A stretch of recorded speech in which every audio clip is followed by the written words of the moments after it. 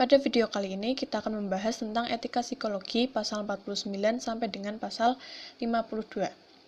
Sebelumnya kita perkenalan dulu.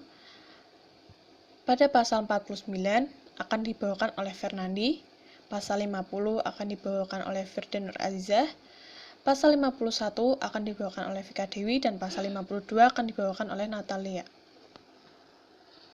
49. Informed consent dalam penelitian. Sebelum pengambilan data, penelitian psikolog atau ilmuwan psikologi menjelaskan pada calon partisipan penelitian dengan menggunakan bahasa yang sederhana dan istilah-istilah yang mudah dipahami oleh masyarakat umum mengenai penelitian yang sedang dilakukan.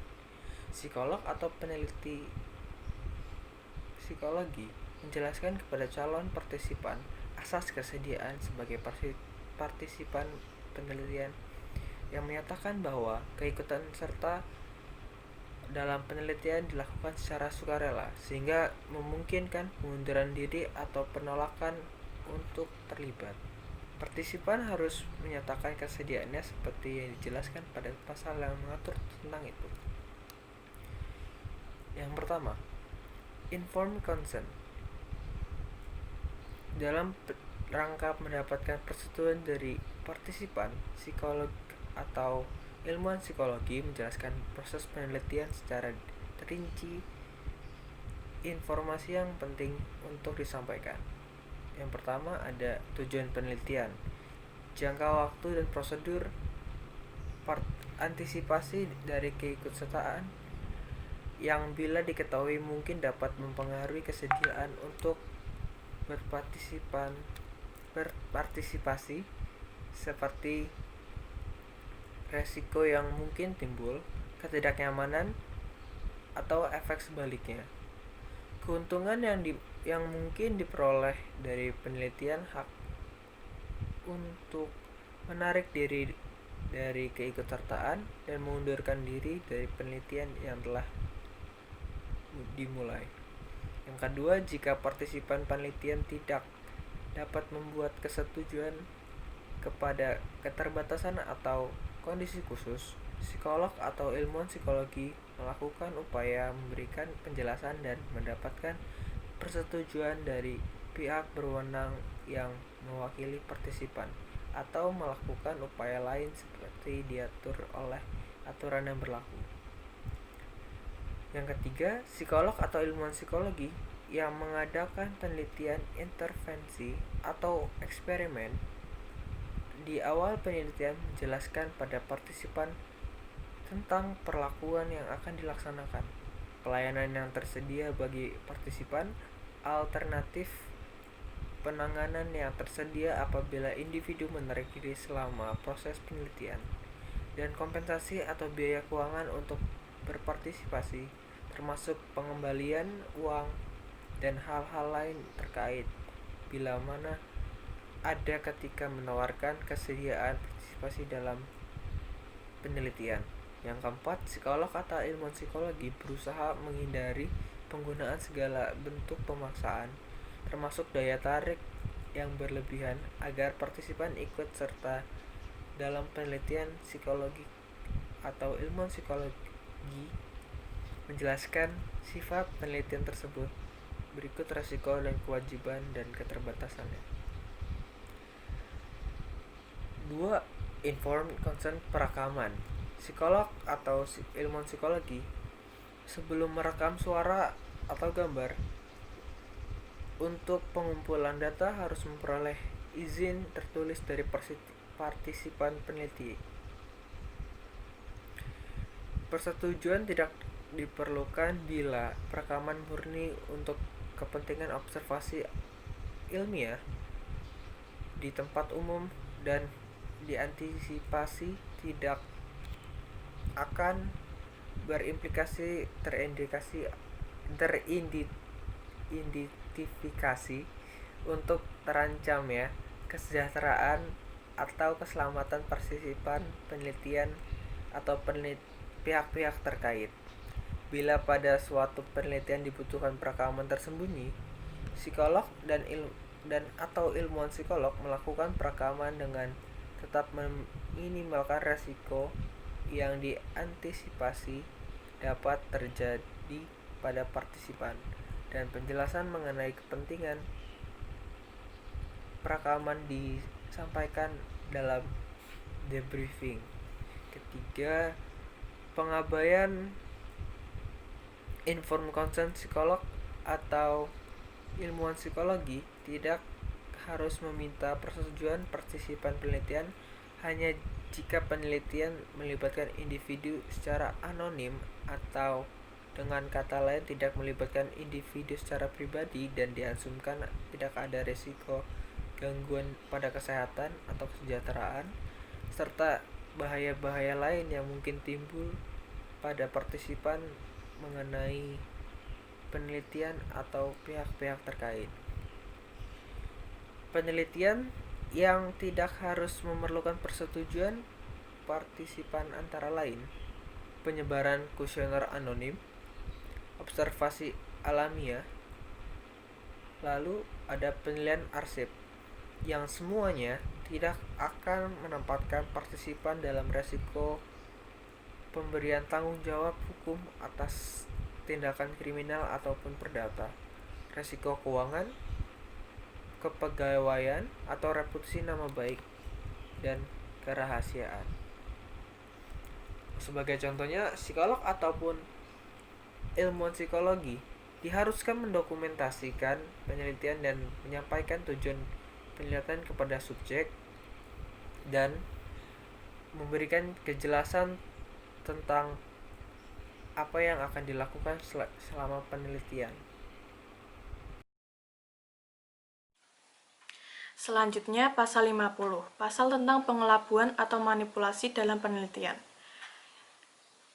Yang pertama, psikologi dan atau ilmuwan psikologi tidak diperkenankan menipu atau menutupi informasi yang mungkin dapat mempengaruhi calon niat partisipan untuk ikut serta seperti kemungkinan mengalami cedera fisik, rasa tidak menyenangkan, atau pengalaman emosional yang negatif. Penjelasan harus diberikan sedini mungkin agar calon partisipan dapat mengambil keputusan yang terbaik untuk terlibat atau tidak dalam penelitian. Yang kedua, psikolog dan atau ilmuwan psikologi boleh melakukan penelitian dengan pengelabuan. Teknik pengelabuan hanya dibenarkan bila ada alasan ilmiah untuk tujuan pendidikan atau bila topik sangat penting untuk diteliti demi pengembangan ilmu sementara cara lain yang efektif tidak tersedia. Bila pengelabuan terpaksa dilakukan, psikolog dan atau ilmuwan psikologi menjelaskan bentuk-bentuk pengelabuan yang merupakan bagian dari keseluruhan rancangan penelitian pada partisipan sesegera mungkin, sehingga memungkinkan partisipan menarik data mereka bila partisipan menarik diri atau tidak bersedia terlibat. Maksud dari pasal 50 ini yaitu psikolog dan atau ilmuwan psikologi dilarang menutupi informasi atau menipu pengguna layanan psikologi apabila hal tersebut memungkinkan terjadinya hal-hal yang kurang menyenangkan atau bahkan cedera. Maka dari itu, penjelasan harus diberitahukan sedini mungkin apabila ingin melakukan bentuk-bentuk pengelabuan. Psikologi dan atau ilmuwan psikologi boleh melakukan pengelabuan apabila 51. Penjelasan singkat atau debriefing. 1.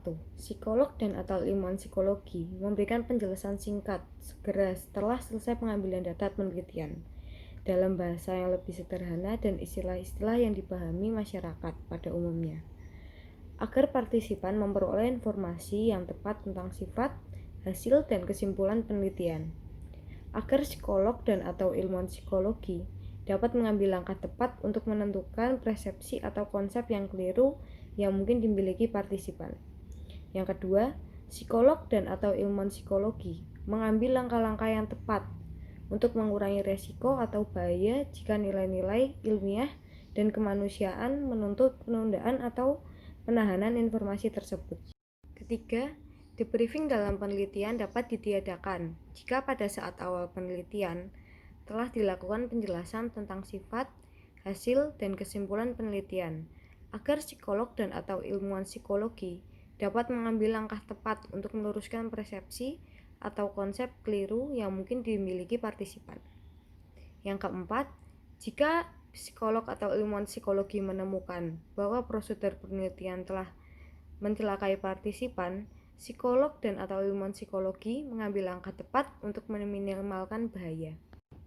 Inti dari pasal 51 adalah psikolog atau ilmuwan psikologi memberikan penjelasan singkat setelah pengambilan data dengan bahasa yang lebih mudah dipahami agar partisipan memperoleh informasi mengenai sifat, hasil, dan kesimpulan penelitian, mengambil berbagai langkah yang tepat untuk mengurangi resiko jika nilai-nilai ilmiah dan kemanusiaan menuntut penundaan informasi, serta mengambil langkah yang tepat ketika prosedur penelitian mencelakai partisipan.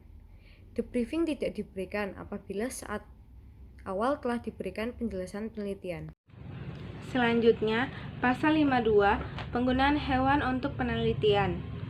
Psikolog dan atau ilmuwan psikologi memperhatikan peraturan negara dan standar profesional apabila menggunakan hewan sebagai objek penelitian. Standar profesional yang dimaksud diantaranya bekerja sama atau berkonsultasi dengan ahli yang kompeten. Hal-hal yang harus diperhatikan adalah: yang pertama, psikolog dan atau ilmuwan psikologi yang melakukan penelitian dengan hewan harus terlatih dan dapat memperlakukan hewan tersebut dengan baik, mengikuti prosedur yang berlaku, bertanggung jawab untuk memastikan kenyamanan, kesehatan, dan perlakuan berperikemanusiaan terhadap hewan tersebut. Psikolog dan atau ilmuwan psikologi yang sedang melakukan penelitian dengan hewan perlu memastikan bahwa semua orang yang terlibat dalam penelitiannya telah menerima petunjuk mengenai metode penelitian, perawatan, dan penanganan hewan yang digunakan sebatas keperluan penelitian dan sesuai perannya. Prosedur yang jelas diperlukan sebagai panduan untuk menangani seberapa jauh hewan boleh disakiti dan terhindar dari perlakuan semena-mena. Yang kedua, psikolog dan atau ilmuwan psikologi dapat menggunakan prosedur yang menyebabkan rasa sakit, stres, dan penderitaan pada hewan hanya jika prosedur alternatif tidak memungkinkan dan tujuannya dibenarkan secara ilmiah atau oleh nilai-nilai pendidikan dan terapan. Yang ketiga, apabila dalam penelitian diperlukan pembedahan, psikolog dan atau ilmuwan psikologi menjalankan prosedur bedah dengan pembiusan yang memadai dan mengikuti teknik-teknik untuk mencegah infeksi dan meminimalkan rasa sakit selama dan setelah pembedahan. Yang keempat, apabila nyawa hewan perlu diakhiri, psikolog dan atau ilmuwan psikologi melaksanakannya dengan segera, dengan usaha untuk meminimalkan rasa sakit dan sesuai dengan prosedur yang dapat diterima. Prosedur yang menyakiti hewan dapat digunakan apabila tidak ada alternatif lain dan dibenarkan secara ilmiah. Apabila pembedahan diperlukan, prosedur bius harus dilaksanakan dengan benar guna mengurangi rasa sakit. Apabila harus mengakhiri nyawa hewan, harus dilakukan segera.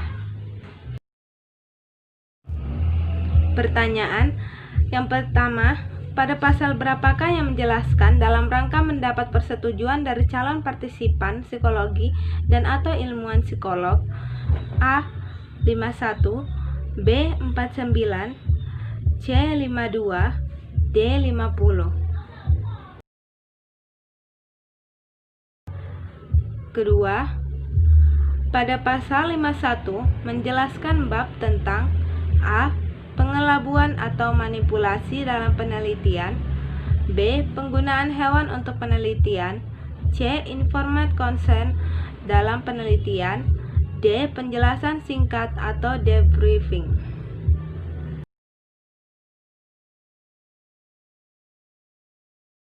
Yang ketiga, apa yang terjadi jika pengelabuan terpaksa dilakukan? A. Psikolog dan atau ilmuwan psikologi mengambil langkah-langkah yang tepat untuk mengurangi resiko. B. Psikolog dan atau ilmuwan psikologi melakukan perekaman risiko yang diantisipasi. C. Psikolog dan atau ilmuwan psikologi menjelaskan bentuk-bentuk pengelabuan yang merupakan bagian dari keseluruhan rancangan penelitian. D.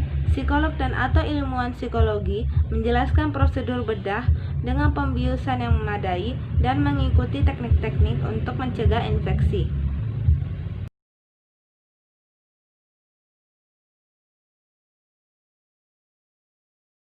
Yang keempat, apa saja yang psikolog dan atau ilmuwan psikologi harus lakukan saat melakukan penelitian dengan hewan? A. Mengikuti prosedur yang berlaku, memperlakukan hewan dengan baik, dan bertanggung jawab untuk memastikan kenyamanan. B. Menjelaskan bentuk-bentuk pengelabuan. C. Penyebaran kuesioner anonim, observasi alamiah, dan penelitian arsip. D. Mengambil langkah yang tepat untuk mengurangi resiko atau bahaya jika nilai-nilai ilmiah dan kemanusiaan menuntut penundaan atau penahanan. Sekian dari kelompok kami. Terima kasih.